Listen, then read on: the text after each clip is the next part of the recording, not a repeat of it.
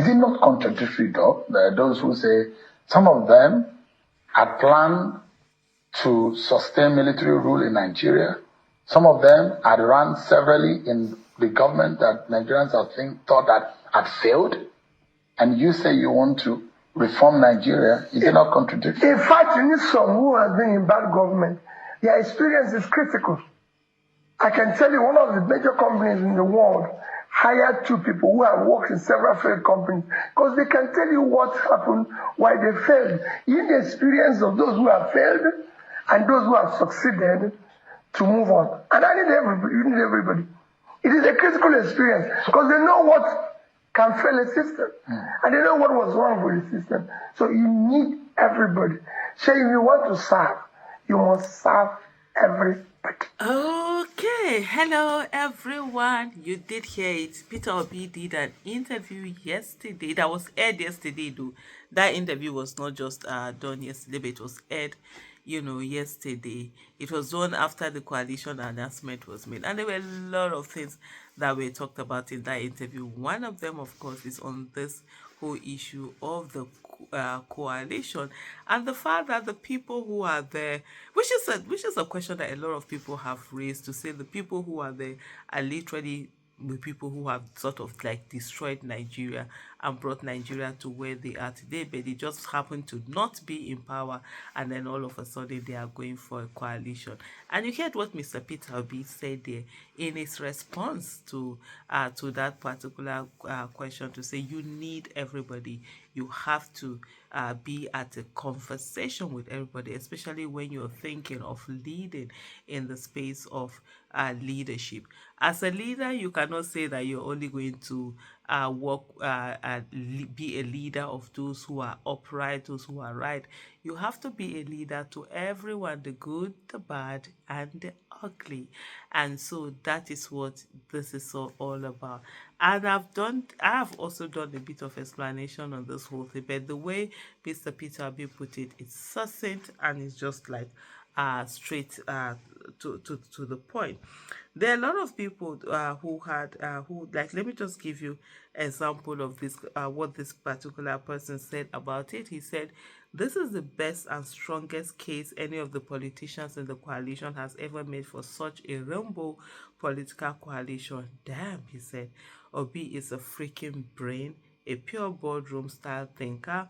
Only Obi can lead that coalition and present it as a selectable entity." One of the things that I know people usually do is that they usually think that when they quote words in fancy words, say things in like fancy words, that it makes it a whole lot better. But it's usually not. So the ability to be able to explain something in a manner that everybody understands, I think, is the real intelligence, and not just bringing out fancy words and just throwing them around. And so many people have been really worried because you find people like you don't even want to talk to, but you just are at a place where you now have do I even call it common goal now, or your interests align? Let me use the word interest align. Because sometimes you don't even know what people's goal are. Your goal might be that you want for someone to go in there and do good governance. Another person's goal might be that they just want they just want to be able to get there and grab power for themselves. So I don't even want to use the word goal. I would just say that interests, align in the fact that you have something. And that was why in one of the tweets that I did, I said, look, you're not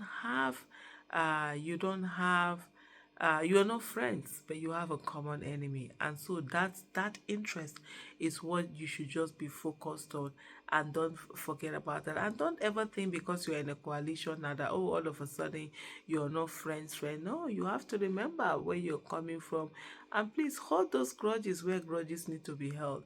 It doesn't mean you can't be polite to each other. It doesn't mean you can sit at the same table and work, but it means that everybody knows everybody, and there is no mincing word about it. You're able to look at that person and say, I know who you are.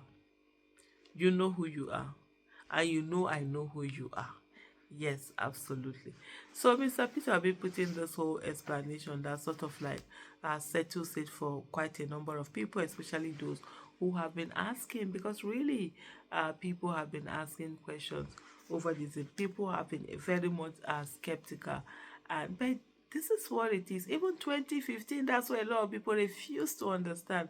10 years ago, this is where people were at, or should I say 11 years ago, if you look at it at 2014. That whole coalition that happened was not a coalition that people really wanted or really liked. But then, because of the fact that there was that, or maybe this, you just have to swallow your saliva and just say, let me just work with these people, even when they didn't feel like working for them. For everyone that always have bothered to us, and for those who follow closely, I never for one day supported Buhari, and that's why I wasn't disappointed as such by him, because I didn't believe he had anything.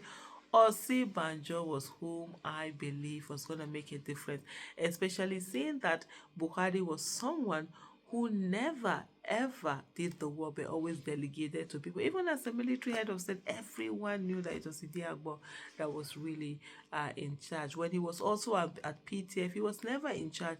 He actually delegated it to another firm known as Afri something consortium, but it's APC. The acronym was APC. And so when Osibajo came in, this is someone who had antecedent of always delegating. We all assume, for those of us who voted because of Osibajo, we all assume he was going to. And moreover, Osibajo was one person who started campaign early. If you go back to my Twitter handle, you will see in January 2015 where I was demanding, where is Buhari? It's Osibajo that is campaigning. He's taking people for granted. He has not entered office. He's behaving in this manner, ABCD. And a lot of people will attack me there and say, oh, but he's not the one in government. When attacks happen and say, Buhari is not talking, Jonathan is not talking. Who is talking? These are people, holding the people. Is not, but he's not the one in office. I say, but it's from the way he behaves now, we will know how he behaves in office. By that time, Osibajo was already doing campaign in December 2014. He was doing common sense revolution. He was speaking to people on Molwe. He was going to people's houses to visit them. He was talking to everyday Nigeria, not those people at rally. He was doing town halls and all of that, and really took charge. At the end of the day, when he entered, what did we see? And that's why for me, that position called running mate, nah, it really constitutionally does not really have anything. That thing is just there, just like that. And putting our best foot to be in that place, it can never be. And I'm glad also Peter Obi did clarify on that whole issue of whether he's going to be a running mate or not. He said absolutely not.